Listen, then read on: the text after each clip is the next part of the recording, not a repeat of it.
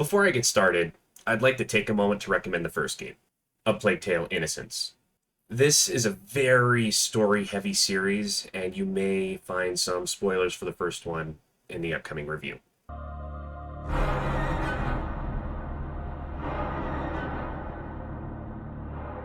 A Plague Tale: Requiem takes place almost right after the first one, give or take a few months. Amicia and Hugo de Rune are on the road in southern France, accompanied by their mother and alchemist friend, Lucas. Making their way to Provence, where a contact from the Order has promised refuge while they help Hugo. But shortly after their arrival, Hugo's sickness flares up again, causing destruction and forcing the family to go on the move again.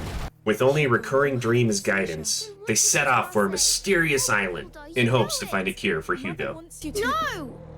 The island! It's where I must go! It's where I will be fixed, Amicia! We can find it, please!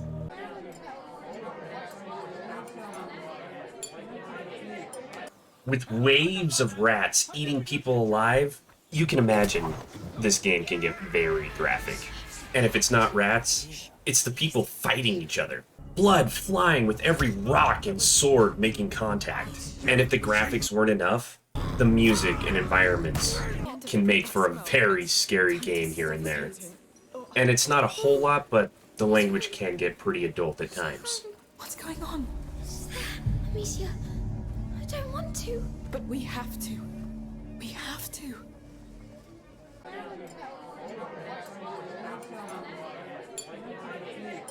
Not much has changed between Innocence and Requiem.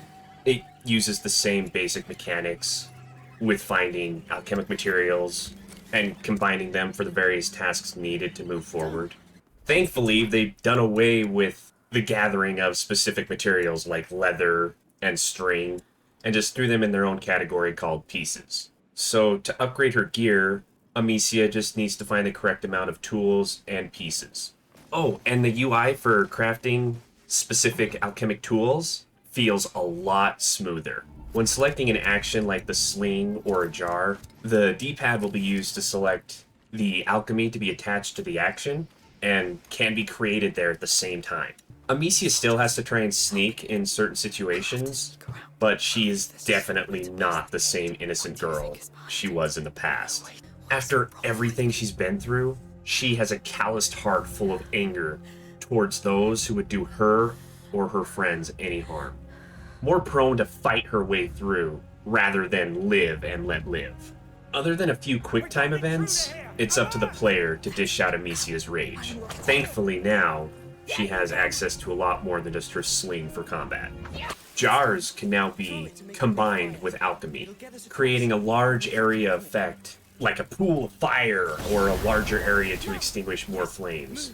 She will also eventually get access to a crossbow, used to take down the toughest foes who can withstand stones and fire.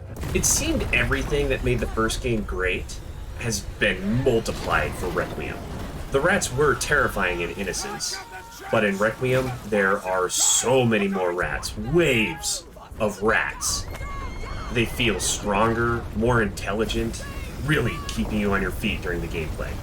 And the human enemies will not let up. I can't count how many times my hands got so sweaty during fight scenes gripping that controller.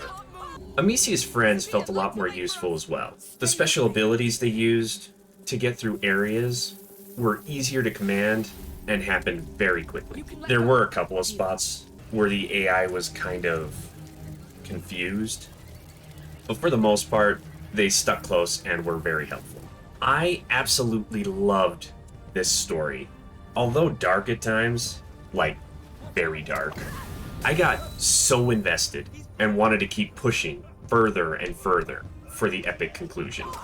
After everything this game put me through and has given me, I'm going to have to throw this into my top shelf. It looked beautiful, and although there were a couple combat scenes I felt needed some work, this game delivers exactly what it promises. Hey, and if you want to watch some gameplay, check out my live stream. And if you like my review, hit that like and subscribe to see more.